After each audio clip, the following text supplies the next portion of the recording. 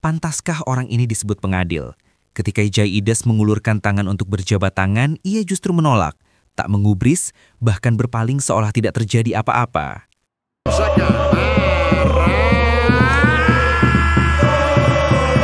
Dalam sepak bola, seorang wasit kerap disebut sebagai pengadil lapangan hijau. Sosok yang diharapkan mampu menjaga keadilan di tengah panasnya persaingan dua tim yang sama-sama berjuang untuk menang. Tapi malam itu, dalam laga yang mempertemukan timnas Indonesia melawan Irak, nama Manning, wasit asal Tiongkok, menjadi pusat perhatian bukan karena wibawa atau ketegasannya, melainkan karena serangkaian keputusan yang terasa ganjil dan menyisakan tanda tanya besar. Narasi ini bukan untuk mencari alibi atau alasan, tapi memang faktanya keputusan wasit banyak yang janggal dan bias.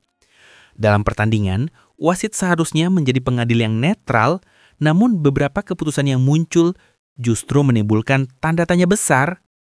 Ada momen pelanggaran yang dibiarkan, ada kartu yang terasa tidak adil, hingga situasi krusial yang tidak ditinjau dengan cermat. Menyoroti hal ini bukan berarti menutupi kekurangan tim, karena timnas Indonesia juga harus evaluasi diri. Namun keadilan dalam pertandingan adalah fondasi utama sportivitas. Jika keputusan wasit tidak konsisten, ritme dan mental pemain bisa terganggu, dan hasil pertandingan pun dapat terpengaruh. Sekali lagi, ini bukan bentuk pembelaan, melainkan penekanan bahwa fakta di lapangan menunjukkan adanya kejanggalan yang patut dibahas secara objektif. Evaluasi untuk tim penting, tetapi kualitas kepemimpinan wasit juga harus mendapat perhatian agar sepak bola tetap berjalan dengan fair. Sejak peluit awal dibunyikan, atmosfer pertandingan sudah memanas. Timnas Indonesia tampil berani, penuh semangat, mencoba menekan Irak dan membuktikan bahwa mereka tidak pantas diremehkan. Tapi dalam perjuangan itu, muncul sesuatu yang terasa tidak seimbang. Setiap kali pemain Indonesia melakukan kontak fisik kecil, peluit Manning langsung berbunyi kencang. Tapi ketika giliran pemain Irak melakukan tackle keras, peluit itu justru terdiam. Pertandingan berjalan dengan tensi tinggi. Beberapa kali, para pemain Indonesia mencoba mendekati wasit, menjelaskan, memprotes, bahkan sekadar menuntut keadilan. Namun semua itu terasa sia-sia. Gestur tubuh Manning menunjukkan ketidakpedulian, seolah dirinya berdiri di atas segalanya. Ia tidak mendengar, tidak menoleh, dan bahkan di satu momen yang terekam jelas oleh kamera. Dan di balik semua itu, ada yang lebih menyakitkan. Setiap keputusan Manning malam itu seperti palu kecil yang memukul semangat Garuda.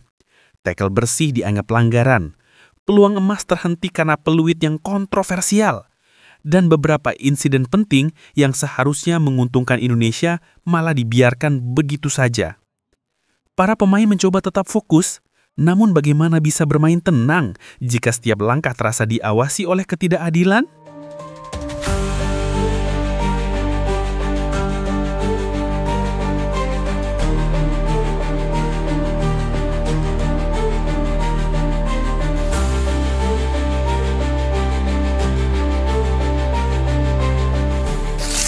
Salah satu momen paling disorot terjadi di menit ke-69, ketika Ole Romeni, penyerang yang baru saja dimasukkan untuk menambah daya gedor Garuda, mencoba melakukan penetrasi melewati bek Irak Zaid Tahsin.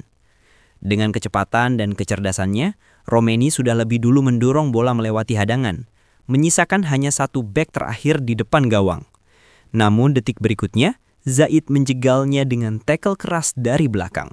Dalam aturan sepak bola, itu pelanggaran yang sangat jelas. Dan karena ia adalah the last man, pelanggaran seperti itu seharusnya berbuah kartu merah langsung. Tapi apa yang terjadi? Manning hanya mengangkat kartu kuning dengan ekspresi datar seolah kejadian itu hal biasa. Padahal di momen seperti itu, peluang emas Indonesia untuk menyamakan kedudukan bisa saja muncul. Namun, semuanya lenyap, bukan karena gagal mencetak gol, tapi karena keputusan yang tak berpihak. Di tribun para pendukung terpaku, di layar kaca netizen menahan emosi, dan di bangku cadangan, Kluivert hanya bisa menggeleng tak percaya. Namun puncak dari semua kontroversi itu datang di masa injury time babak kedua. Situasi genting ketika Indonesia masih berjuang untuk mencuri poin. Bola kiriman Jay Itzes melambung ke kotak penalti Irak dan Kevin Dix mencoba mengontrolnya dengan kaki kanannya. Tapi di saat bersamaan, Zahid Tahsin, lagi-lagi pemain yang sama, datang menantang bola udara, menyikut wajah Dix saat mencoba menyundul. Sikutannya jelas, kontaknya keras, dan posisi bola berada di wilayah penalti. Semua menunggu peluit, semua menunggu keputusan untuk meninjau VAR. Namun Manning berdiri tenang, tak bergeming. Ia tidak menunjuk titik putih, tidak meninjau VAR, bahkan tidak memperlihatkan tanda sedikit pun bahwa insiden itu layak diperiksa ulang. Yang lebih ironis, justru ia mengeluarkan kartu kuning kedua untuk Zahid Tahsin, seolah insiden itu hanyalah pelanggaran biasa, tanpa implikasi penalti sama sekali. Keputusan itu membuat semua orang kebingungan. Jika ia menilai aksi Tahsin pelanggaran, mengapa tidak penalti? Tapi jika ia menilai bola dikuasai dengan sah, mengapa ada kartu? Kekacauan logika itu memperburuk luka di hati pemain dan supporter Indonesia. Karena di momen-momen seperti itu, sepak bola seharusnya menjadi panggung keadilan. Tapi malam itu justru seolah menjadi panggung kebingungan, di mana keputusan diambil bukan berdasarkan aturan, melainkan entah oleh apa. Rekaman ulang menunjukkan segalanya. Gerakan tangan Dix yang menahan wajahnya karena sikutan, ekspresi protes Itzes yang tak digubris, dan kamera yang menyorot Manning yang tetap berjalan tanpa menoleh ke layar VAR. Publik pun serentak bersuara. Apakah ini benar-benar pertandingan resmi atau hanya pertunjukan di mana satu tim ditakdirkan untuk kalah?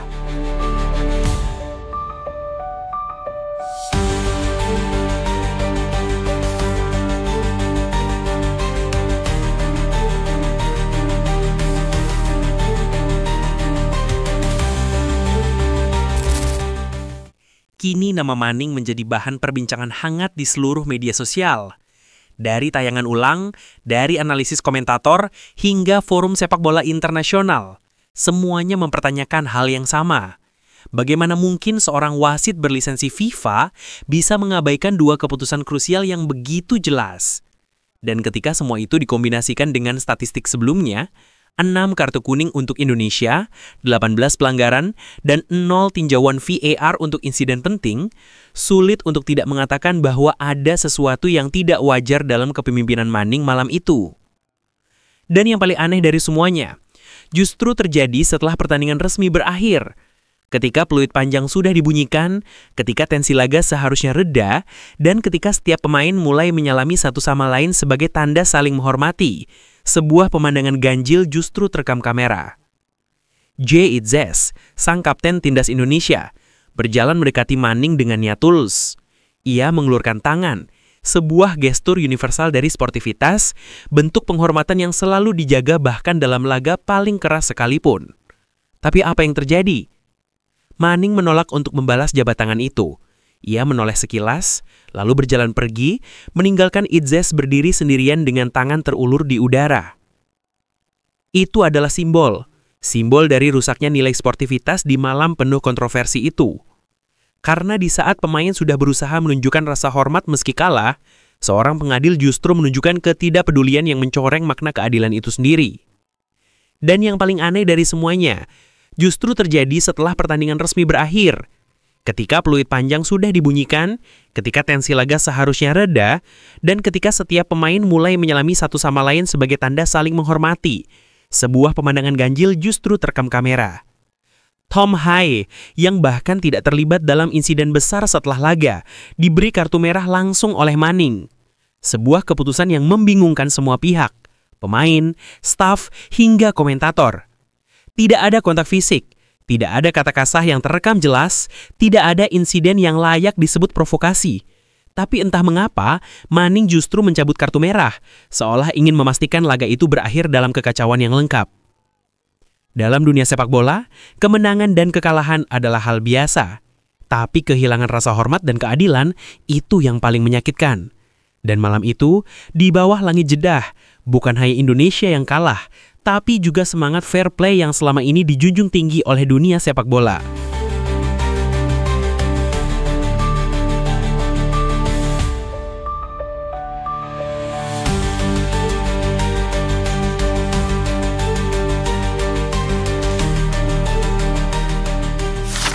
Namun ternyata, Manning bukan satu-satunya nama yang menjadi sorotan malam itu. Ada satu lagi sosok yang namanya sudah tidak asing bagi para penggemar sepak bola Indonesia. Sivakorn Puudom, wasit asal Thailand yang bertugas sebagai wasit VAR pada laga tersebut. Bagi publik Indonesia, nama ini bukan hal baru. Ia dikenal bukan karena keadilannya, tetapi karena rekam jejaknya yang berulang kali merugikan timnas Indonesia dalam beberapa pertandingan penting sebelumnya. Seharusnya, teknologi VAR hadir untuk melindungi keadilan, untuk memperbaiki keputusan yang luput dari mata wasit utama, dan memastikan bahwa pertandingan berjalan seimbang. Tapi malam itu justru seolah menjadi kebalikannya. Dalam dua momen krusial, ketika Ole Romeni dijatuhkan sebagai last man foul, dan saat Kevin Dix disikut di kotak penalti oleh Zaid Tahsyen, Sivakorn Puudom sama sekali tidak memanggil Manning untuk meninjau ulang tayangan. Padahal, dalam aturan FIFA, insiden semacam itu termasuk dalam kategori yang wajib diperiksa oleh VAR karena berpotensi mengubah hasil pertandingan. Tapi, yang terjadi, layar VAR tetap gelap, tak ada panggilan, tak ada review, tak ada koreksi. Sivakorn hanya diam, membiarkan keputusan Manning berdiri tanpa perdebatan. Dan disitulah publik mulai merasa ada yang ganjil. Karena ini bukan pertama kalinya wasit asal Thailand itu membuat keputusan yang dianggap merugikan Indonesia. Dalam beberapa laga sebelumnya, terutama di level Asia Tenggara, nama Sivakorn Bula sempat menuai kontroversi karena keputusan-keputusannya yang dinilai tidak konsisten. Kini, dua nama itu, Manning dan Sivakorn Puudom, seolah menjadi simbol dari kekecewaan publik terhadap sistem perwasitan di Asia. Bagaimana mungkin dalam pertandingan sebesar kualifikasi Piala Dunia, keadilan bisa terasa begitu jauh dari lapangan? Teknologi canggih seperti VAR pun tak berarti apa-apa jika mereka yang mengendalikannya tak berani mengambil keputusan yang benar. Bagi pemain dan supporter Indonesia, hal ini bukan sekedar soal hasil akhir.